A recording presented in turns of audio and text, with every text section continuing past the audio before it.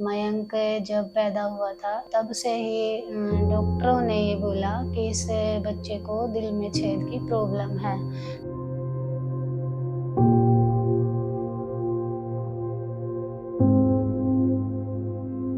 Tension तो शुरू हो ही जाती है बच्चे को इतनी गहरी बीमारी बताने के बाद।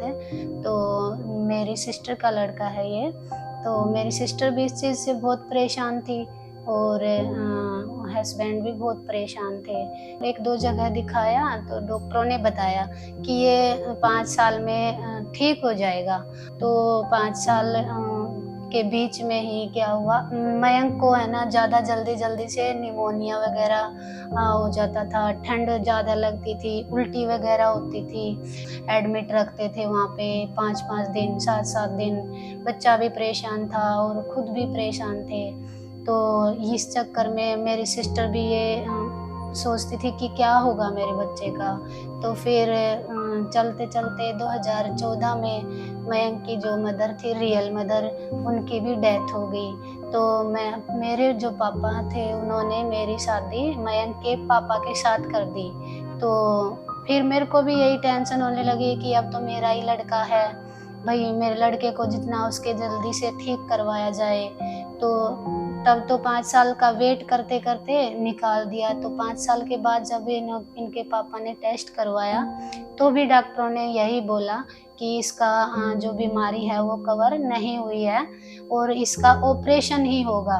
तो भई तब भी देखो हम मिडिल क्लास फैमिली से हैं, हमारे पास इतना बजट नहीं था जो हम हमारे बच्चे का ऑपरेशन पेमेंट देके करवा सकें। तो चलते-चलते फिर 2022 में कि मयंक के पापा की डेथ होगी। तो फिर मैंने सोचा कि अब क्या किया जाए। तो तब तक तो वो साथ थे, तो मैं सोचती थी चलो भाई ये ही डिसीजन लेंगे, जो भी लेंगे इनको ही करना है जो करना है। लेकिन अब तो सारी ज़िम्मेवारी मेरे ऊपर आ गई और मेरे 3 बच्चे हैं। तो मैंने सोचा कि मैं क्या करूँ, कैसे होगा? मैं तो सिलाई करके अपने बच्चों का पालन-पोषण कर रही हूँ, उससे तो मेरे को घर का खर्चा ही निकलता है बस। सर्वोदय हॉस्पिटल के बारे में बताया, फाउंडेशन के बारे में बताया मेरे को किसी ने। तो फिर मयंक को मैं सोची कैसे लेके जाऊँगी, अकेली हूँ, मेरे को कुछ पता नहीं है। तो फिर मैंने सोचा चलो देख लेते हैं, पूछताछ करके चले जाते हैं। तो मैं सर्वोदय हॉस्पिटल लेके आई। जब हमारे पास आया तो देखा कि बच्चे के हार्ट में जब इको किया तो एक बड़ा छेद है। दूसरा, जो वेसल या जो ट्यूब जो लंग्स को ब्लड सप्लाई करती है उसके नीचे रुकावट थी। तो इन दोनों की वजह से बच्चे को सांस लेने में दिक्कत हो रही थी और वो भाग नहीं पा रहा था। तो उसके पेरेंट्स को डिटेल में बताया गया कि क्या कंडीशन है, इसका इलाज सर्जरी ही है। जो बनावटी नुक्स यानी कंजेनिटल हार्ट डिफेक्ट होते हैं वो दवाई से ठीक नहीं होते। तो उसके लिए हमें सर्जरी में क्या करना था उसके बारे में एक्सप्लेन किया गया। तो डॉक्टर अनुपम दास जो सर्जन है हमारे यहाँ, उनसे मिले, उसके बारे में डिटेल डिस्कशन हुआ। भर्ती करने के बाद जो खून की जांचें करने के बाद फिर हमने अगले दिन उसका ऑपरेशन किया। दिल के आसपास की झिल्ली की यूज़ करके हमने बच्चे के सुराख बंद किया और जो मांसपेशियां बढ़ी हुई थी उसको काट के हमने फेफड़ों की रस्ते को बड़ा किया। बच्चे को वेंटिलेटर पे आईसीयू शिफ्ट किया गया। 2-3 घंटे के बाद वेंटिलेटर से बाहर निकाला गया। हल्की फुल्की दवाइयाँ चलाई गईं। दूसरे दिन हमने बच्चे को आईसीयू से बाहर निकाला, खिलाया पिलाया, घुमाया फिराया और तीसरे दिन बच्चा स्वस्थ हालत में बिना किसी प्रॉब्लम के डिस्चार्ज हुआ। स्टड से कंपनी की तरफ से जो गरिमा मैम और सिद्धार्थ सर है ना, उन्होंने मेरे बच्चे के इलाज का पूरा खर्च उठाया है। तो मैं उनको अपने दिल से धन्यवाद कह रही हूँ और सर्वोदय हॉस्पिटल के स्टाफ को, यानी कि यहाँ की सर्विस बहुत अच्छी है।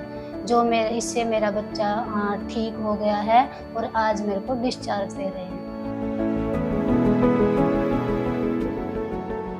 भारत में हर साल लगभग 2 लाख बच्चे दिल की बीमारियों के साथ जन्म लेते हैं। इनमें से बहुत से बच्चे समय पर इलाज ना मिलने के कारण जन्म के पहले साल में ही अपनी जान गंवा देते हैं। सर्वोदय हॉस्पिटल फरीदाबाद इन बच्चों की निःशुल्क हार्ट सर्जरी कर रहा है। आप भी हमारी इस मुहिम से जुड़ सकते हैं। अगर आपको कोई ऐसा बच्चा दिखाई दे तो हमें अवश्य बताएं या आर्थिक सहयोग देकर किसी को नई जिंदगी देने में मदद करें।